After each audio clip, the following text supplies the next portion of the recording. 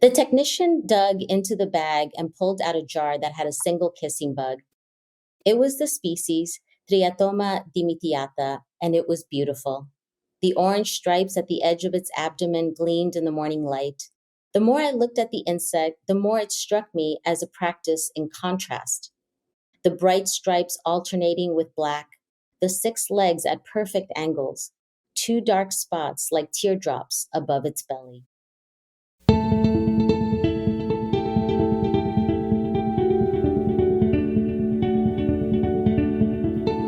Welcome to Dialogues. I'm Garry Aslanyan. This is a special series of the Global Health Matters podcast. In this series, I'll be blowing open some of the echo chambers that exist in global health. To help me in this quest, I've invited thoughtful and inquisitive individuals from different walks of life. Each of them has explored and written about global health issues from different disciplinary perspectives. I hope this dialogue series will give you, the listeners, an opportunity and space to step out of your daily routine and contemplate global health issues through a different lens. So let's get started.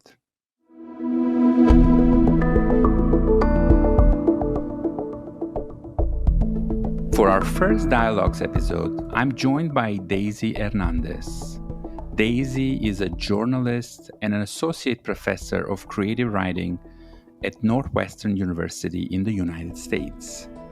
Daisy's investigation into Chagas disease started at an early age when she experienced firsthand the impact of this disease on a close family member.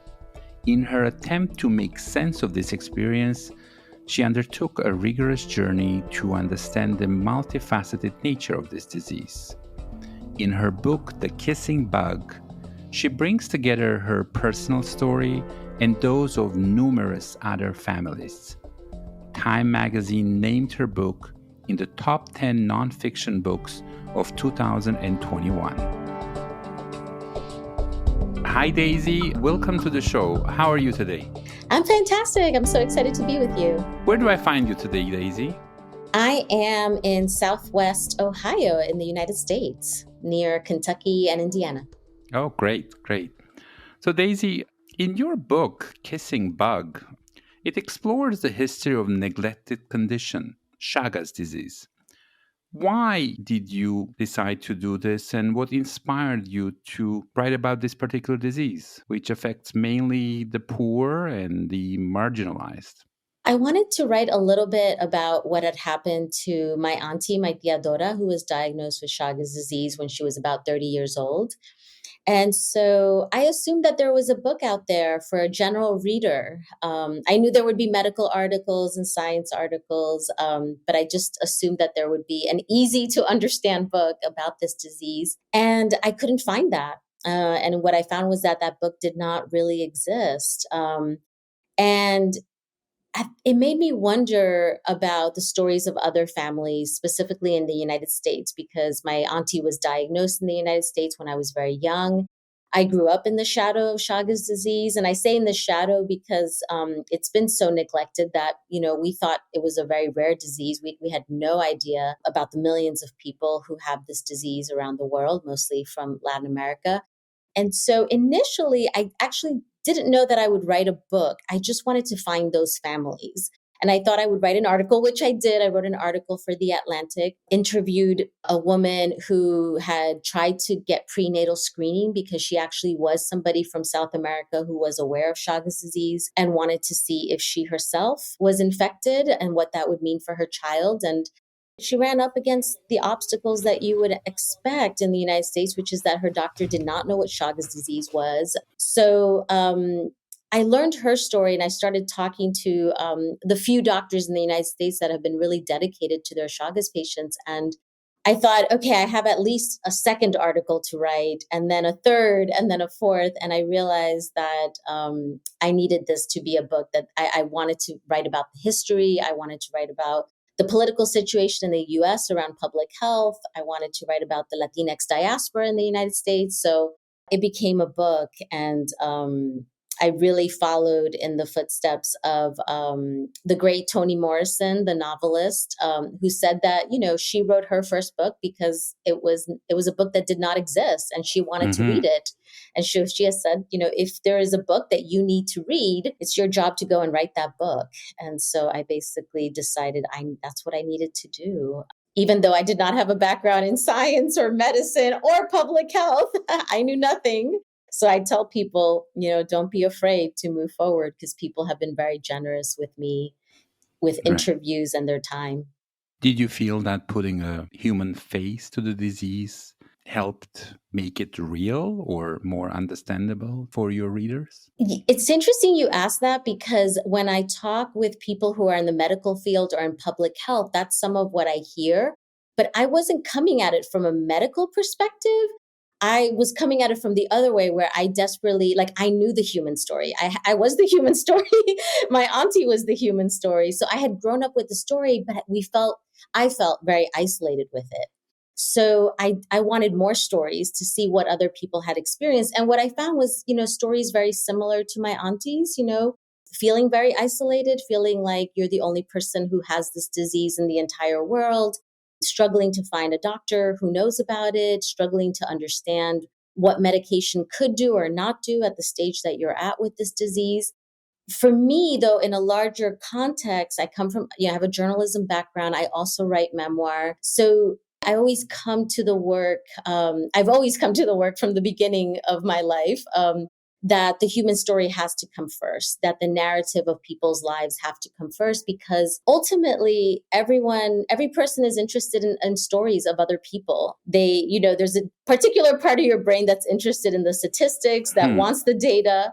But at the end of the day, what evokes emotion is the story of another person's life. It allows readers and total strangers to walk into a much larger conversation. So it's that doorway into a much larger conversation.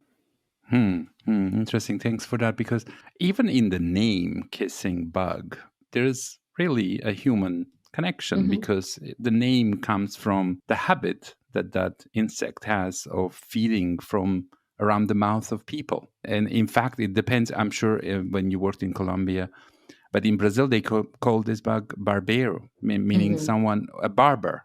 So an insect that comes to your beard or your mustache around your mouth. And it's really fascinating. The communities already put real humanity into it. It's just not been as well known. Yeah, Garry, I have to tell you a really fascinating story about the title. So in English, it's been nicknamed the kissing bug, but it actually was not for scientific reasons. It was actually for the most unscientific reasons, which was a fascinating part that I ended up discovering initially through some interviews with these wonderful researchers in Texas. In the late 1800s in the United States, we had this really strange situation that happened where people were showing up in emergency rooms with these huge swollen lips. And they were claiming that they had a bug bite that came in the night and that they were never able to catch the insect.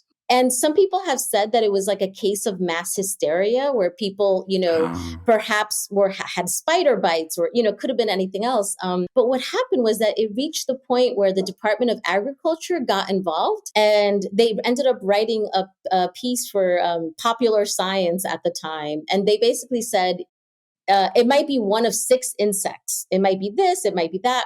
But what happened was that one of the 6 insects is the triatomine species. And I think that what happened is that was about 1899. And of course, the discovery of Chagas disease in Brazil with Dr. Carlos Chagas happens about 10 years or so later. And what I could find, I actually went into newspaper archives trying to track down the development of this phrase. And I think what the journalists did is that they went back in their own archives and saw, oh, this was the nickname for that kind of insect. And they ended up applying it without fully, I don't know. I don't know that they fully appreciated how the insect operates and so forth. Yeah. And of course, you already mentioned that Chagas itself is named after Carlos Chagas, the Brazilian physician who first described it. And really, the parasite's name is Trypanosoma cruzi. Cruzi for Osvaldo Cruz, another Mm-hmm. pioneer of medical science in Brazil, that he used his name to name a parasite. Anyway, something Mm-hmm. about names in this story. So I Mm-hmm. was struck in your book, Daisy, by the narratives, multiple narratives that you've included, all connected to the parasite and the disease. Why did you take this approach, and how did these narratives supported your advocacy efforts with Yes. diverse audiences? I was not expecting to have multiple narratives. I really thought that the primary narratives would be of the patients that I was interviewing, these very many families across the United States. And it was actually my editor who asked me if I would be willing to write more about my relationship with my auntie. And I said yes, because I wanted to work with this editor and I was excited. And I like to write memoirs, so I'm happy to write about my family's experience. I was worried because my auntie, her experience with the disease is really different than the experience of other people. And this was a really powerful lesson for me as a writer, is that, I worried so much that because there were some anomalies, in terms of like the fact that she was able to be diagnosed in the 1980s in New York City was very, very unusual. The fact that she was able to receive medical treatment at that time in the US without being a US citizen was very unusual, not something that would so easily happen today. So there were just a lot of things that were unusual. And what it taught me was that as a writer, you are able to find the points of connections between a story that seems really different and the stories of many other people. And ultimately, the narrative of me and my auntie was about a mother-daughter relationship. It was about caretaking in both directions, how she took care of me, how I Right. took care of her. And that actually was really a connective tissue with the stories of other patients, because even though I think, we talk about this as a neglected disease, this is also a disease of a family. It becomes a chronic, ailment. And so you have Mm. lots of family members doing caretaking. And so I felt like actually that ended up being this unexpected moment of connection as I was writing the book. So I felt like starting there was the most intimate experience and the most universal in a lot of ways. But before I felt like I could fully transition to the stories of patients, I felt like I had to basically take the readers on the same journey that I went on, which was that I had to learn everything about the disease as well, Right. as much as I could as a layperson through interviews. So the second part of the book walks readers through my interviews with doctors, biologists, infectious disease specialists, entomologists, all these different people. And then the third part of the book, we see, well, what are the stories of other families, like mostly in the United States, a little bit in Colombia as well. There is a very powerful scene in the book where you are visiting the hospital and your mother whispers the word Chagas for the first time. Little did you know at the time the impact this word would have on your family. Daisy, could you read this part to us? The New York City hospital is a black, cavernous mouth. I am 6 years old and I am not afraid. Bolting from the elevator, I run down the corridor ahead of my mother and baby sister, my sneakers squealing on the clean floors. The doors are half open. The doors are invitations. A cuarto, a room here, belongs to us. The room holds Theodora, my mother's sister, my auntie mother. A single window in the room stretches toward the ceiling, and Theodora is there with her pointy chin and thin face. The Spanish words tiptoe from her mouth. Mi vida, she murmurs when she sees my mother. Theodora rises onto her elbows. The gown sways on her small frame. She smiles at me with approval. My mother has combed my black hair into two ponytails. My sister, almost a year old, giggles in her summer dress. Outside, the Manhattan heat licks our faces, but in the hospital, in my auntie's room, the cold air bites our ears. The doctors have sewn a line of dark scars across Theodora's belly, las cicatrices, and they have told her a word my mother whispers when she thinks I am not listening: Chagas. Thank you, Daisy, for this very vivid account. How did your aunt's illness impact you, your family, and your community? In our case, my auntie was diagnosed in the US early in the 1980s. And, what we experienced was this is, of course, before Google, which maybe was a difficult thing and a good thing. We couldn't get all the Uh-huh. misinformation. So for us, there was an incredible, we really had to rely on the doctors, we really had to rely on the knowledge that they had. It was for my auntie, she had a very intense fear around stigma. She never Uh-huh. wanted people to know that she had Chagas disease. And I think for her, that was tied absolutely to her status as an immigrant in the United States. It's also a parasitic disease, which people have all sorts of very adverse reactions to the idea of someone having a parasite. So for her, she taught me as a young child that I was never supposed to tell anyone that she had Chagas. Actually, that was one of the parts of her story that was really heartbreaking for me, was realizing when she died from Chagas disease and we had a funeral, there were her coworkers. She ended up staying Mm-hmm. in the United States, becoming a Mm. Spanish language teacher. And she had coworkers who came to the funeral who didn't know what she had died of. Oh. And this is someone who spent months. There were months that she was hospitalized and that she lost time from work because of Chagas disease. And her coworkers thought that it was cancer, and she never Oh. wanted to talk about it. And so I think she carried a certain level of shame around that.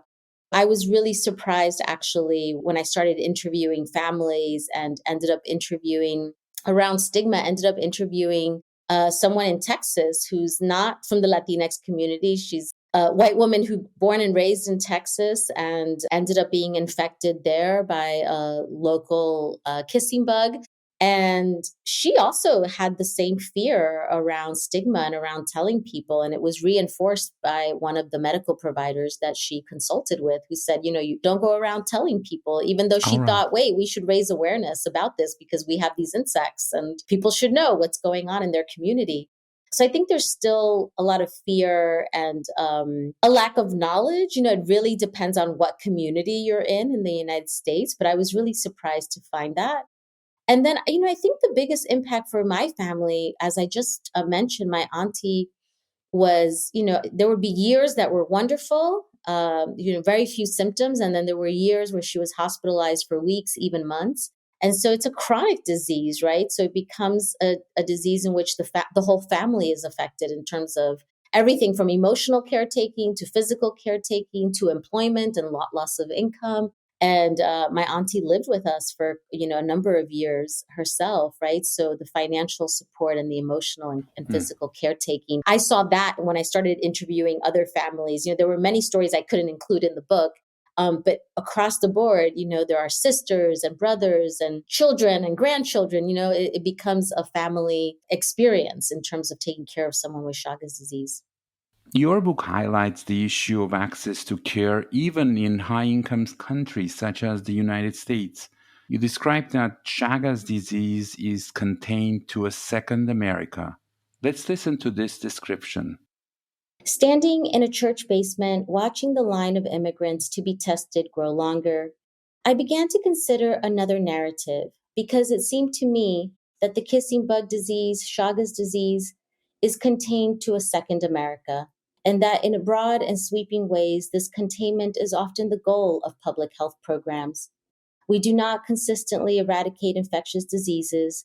We contain them to communities of color, to the poor, to the homeless, to people in this second America. The phrase, the great epi divide, makes me think of old paper maps and signs about who is allowed to enter and who has to stay out. It is a phrase that points to an American reality. Some people are taken care of and others are not. A choice is made. The great epi divide sounds more accurate to me than the more ubiquitous phrases like disparities in healthcare, which suggests that a terrible thing has happened, but without active participation on anyone's part. Disparities arise, inequalities exist. These words trouble, but at the same time offer reprieve. No one is implicated. The same is true of the word poverty, that knife of an abstraction. A phrase like diseases of poverty obscures the degree to which we have made choices about funding for public health. Daisy, how has access to care changed in the United States since the time your aunt Theodora arrived in the 1980s? It's a very complicated question about care today in the United States. Your access to care really is determined by where you live. So when my auntie was here in the 1980s, she came on a tourist visa. She pursued medical care at a clinic that apparently provided care for low income community members. It does not seem that they ever asked about her citizenship status. Today in the United States, for someone who's an immigrant, for someone who's undocumented, it's going to be largely determined by where you live. So some of the patients that I talked to that were in the Washington, D.C. area, they were able to access certain levels of care. I interviewed a doctor whose patient I did not get to meet. She was someone in a different situation where legal permanent resident, but in that part of Texas, there are some very intense limits on what kind of treatments doctors can provide. So they could provide a defibrillator, but not a heart transplant, for example. The patient that I include in the book was able to actually get a heart transplant, even with Medicaid dollars, right? So it really, really depends on where you live in the United States, and also what the healthcare providers are doing behind the scenes. That doctor in Texas, shared with me that even getting state Medicaid dollars to pay for the defibrillator was something that she and doctors and medical care health professionals had to fight for that at the state level. Mm. Your life is just completely different if you live in Iowa or if you live in Washington, D.C. It's night and day in terms of care. And even when it comes to health workers, of doctors actually knowing about Chagas disease, I think it's better in terms of the global exposure to different things to those trained in the North now is different from maybe what it used to be. But it's still complex in terms of they're not even looking for a parasite. They're looking for another condition before they even get to understanding that it's actually an infectious disease. I agree with you. I think because I worked on this book for about 7 years and I saw a lot more awareness just even in those 7 to 10 years in the United States. It's been really incredible to see awareness among healthcare professionals. I keep saying still a long way to go. But again, it's also really determined by where you live. There's been a lot of activism in LA County. And so I think if you're in LA County, everyone knows, oh, there's a particular cardiologist who's devoted to this. Right. The same thing right now in Florida, we have an infectious disease specialist who's been working on Chagas disease. So people sort of, within the community, they know. And then the upside, of course, is, I suppose, Google. People get online and you can track down folks that way as well. Daisy Hernández, your research took you across the United States and Colombia. You describe how pathogens don't care about bank accounts, national boundaries, tax returns, yet not all healthcare systems are equipped to deal with disease such as Chagas. How did you see this playing out across the places and maybe even in Colombia? How did that play out? Yeah, I did get a chance to go back to my auntie's home country. And I was actually surprised when I went to Colombia. Obviously, they have a much greater awareness than in the United States about Chagas disease, I would say in general. But I was still surprised to find that there was, similar to the United States, a divide between the rural areas and cities. So I met this doctor, a young doctor, right out of medical school, born and raised in the city, in the capital. And he was doing his 1-year commitment of going out into rural areas to provide care. Chagas disease was completely new for him. And he made such an impression on me because he was so eager to learn everything. He basically created his own textbook on Chagas disease that he showed to me. A number of patients infected, was really resourceful, really incredible person. But it really also reminded me of what I was seeing in the US, which was sort of like individual doctors ending up with their patients and realizing okay, I didn't learn this in medical school 20 years ago, in some cases, 30 years ago or longer. I need to learn about it now. And taking the initiative to learn about the disease, to educate their colleagues as well. In some cases, to go out into community to do testing as well. I think that actually a lot of what I saw in the United States around COVID was what I had already seen around Chagas disease. So here in the US in the early days, we didn't know where to go get tested. We had testing sites that sprung up in very wealthy neighborhoods, when we desperately needed them in very poor neighborhoods where people had to go to work and couldn't work from home, right? So a lot of the disparities that we saw with COVID, I had already seen with Chagas in terms of not knowing which lab would test for people, struggling, doctors themselves hustling to figure out, who would test for it. But yeah, I think I was actually surprised being in South America to see a certain number of similarities, which I think is just, it's true around the globe, right? Interesting. Yeah. We make choices about who we take care of, and we make choices about who we neglect. So, in reading the book or this work that you've done, what really helped me is to understand that between humanities and public health, what advice do you have to our listeners who are mainly global health professionals about how this complementarity could enhance the impact of their own work? It's a beautiful question. I think people really understand stories about people. And that is the entry point to understanding the larger conversations and the larger concerns. I would say it's even the entry point to understanding the data fully are those human stories. I would say that's true from the perspective of wanting to reach people and wanting people to understand the work that you're doing in public health. I would also say maybe talk to the other side of the conversation, which is like, what does it mean for someone who's working in public health to either start writing stories or poetry or documentary video? I think that, and again, I don't work in public health, so this is my observation as an outsider, is that the work is very intense. The work can feel very urgent, is very urgent, can also be insular. You're often talking with one another, with others who know about your field.